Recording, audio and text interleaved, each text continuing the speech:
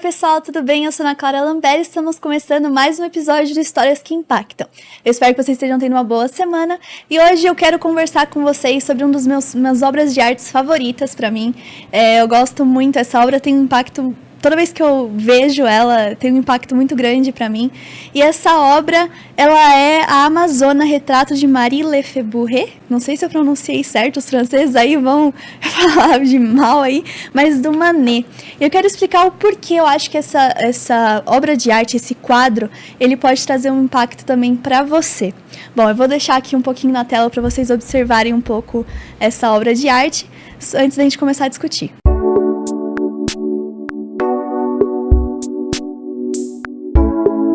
Vou passar para vocês só alguns conceitos de ficha técnica aí desse quadro. Ele foi pintado de 1870 a 1975, é um óleo sobre tela. E eu quero conversar para vocês um pouquinho o porquê, né? Por que esse quadro? Por que eu trouxe isso para vocês hoje? Bom, na verdade, o Manet ele tem uma pequena relação aqui com a gente no Brasil, porque ele era da Marinha, ele estudou literatura também, mas ele trabalhava por muito tempo na Marinha. E foi em uma visita do Rio de Janeiro que ele achou, e ele falou que ele queria ser artista. Muito pelas coisas que ele viu, as paisagens, ele foi tocado pela beleza do Brasil. E ele falou que queria viver a verdadeira paixão dele, que era a arte. Esse quadro hoje você encontra no MASP, o que é mais incrível ainda porque está pertinho da gente. Então, se você tiver curiosidade depois para ir conhecer esse quadro pessoalmente, ele está no acervo fixo do MASP. Eu sei que o MASP está passando por algumas reformas aí. O MASP está cinza, o que é um pouco triste, mas ele vai voltar a ser vermelho, eu espero.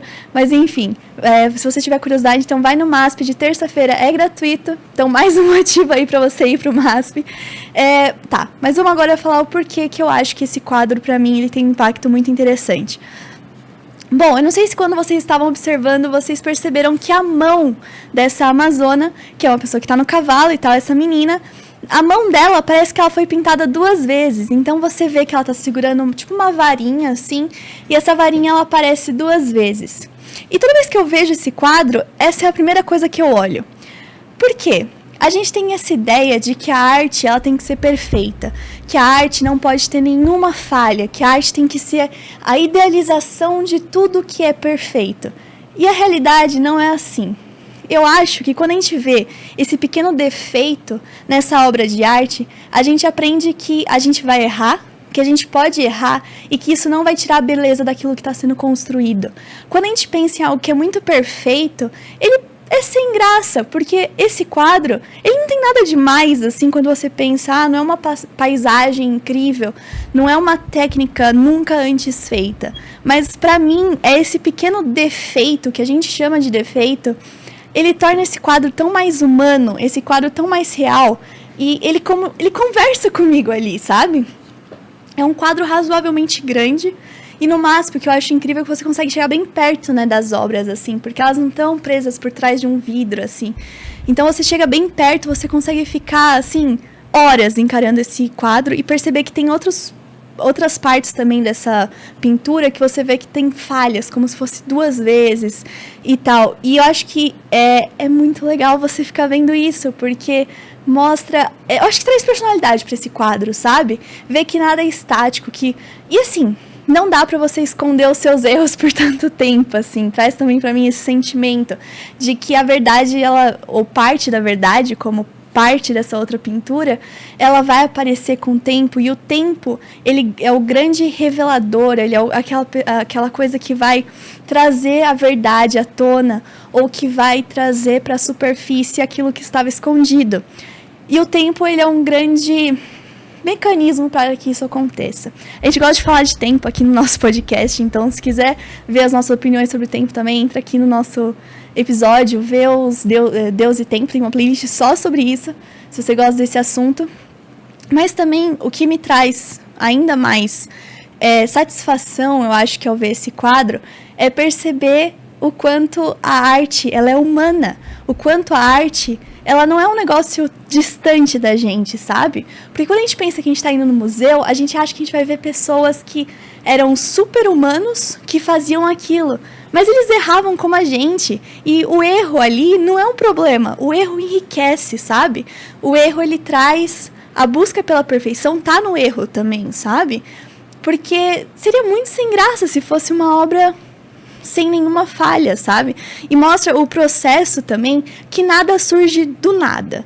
Por exemplo, esse quadro não foi idealizado, ou ele não surgiu do nada. Foi um processo. O Manet, ele errou, ele pintou, ele foi por cima, ele colocou mais cor, ele mudou. Porque a vida é assim, sabe? Não dá pra gente achar que a gente vai criar um plano e que aquele plano vai sair exatamente como a gente pensou.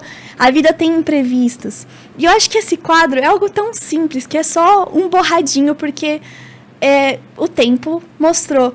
Mas ele trouxe pra mim essa reflexão, e toda vez que eu gosto muito de ir no MASP, e eu gosto de ficar vendo esse quadro e procurando outras partes que estão sendo reveladas pelo tempo. E eu acho isso magnífico. Talvez essa reflexão só faça sentido para mim, mas eu queria compartilhar com vocês também, para vocês falarem a opinião de vocês, se vocês acham que eu estou só alucinando aqui, ou se faz sentido isso. E aí uma outra reflexão que esse quadro sempre trouxe para mim, que é o como é difícil a gente conservar a arte. Porque hoje a gente fala muito sobre essa questão de precisamos conservar a arte, quem tem capacidade para conservar isso. A gente sabe que existem pessoas incríveis nesse mundo que vivem em busca de formas para conservar esses quadros, conservar a arte. E aí a gente entra, por exemplo, não sei se vocês chegaram a acompanhar um tempo atrás, o Aleijadinho, ele tem várias estátuas, e as estátuas dele a maior parte, acho que quase todas, seja feita de pedra-sabão, e a maior parte delas estão expostas ao vento, à chuva, todas essas questões da natureza, e a gente sabe que isso vai, com o tempo, deteriorando essas peças. E existem muitas discussões se a gente tem que pegar essas obras do Aleijadinho e colocar dentro de museus. E aí a gente entra naquela questão, a gente vai estar conservando aquela arte, porque ela vai estar sobre condições de temperatura perfeita, vai ter equipes pensando em como deixar aquela peça cada vez mais conservada e tal. Mas será que aquela arte vai ter o mesmo sentido do que dentro de um museu, do que ela tem no lugar que ela foi pensada para ficar?